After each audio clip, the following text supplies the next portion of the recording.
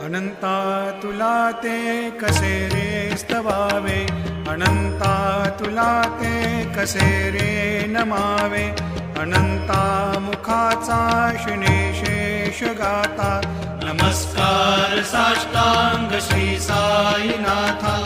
स्मरावे money त्वत्पदा नित्य भावे, पुरावे तरी भक्तीसाठी स्वभावे. तरावे जगातारुणी मायताता, नमस्कार साष्टांग श्री साईनाथा. वसे जो सदा दावया संत लीला, दिसे अज्ञ लोकान परी जो जनाला.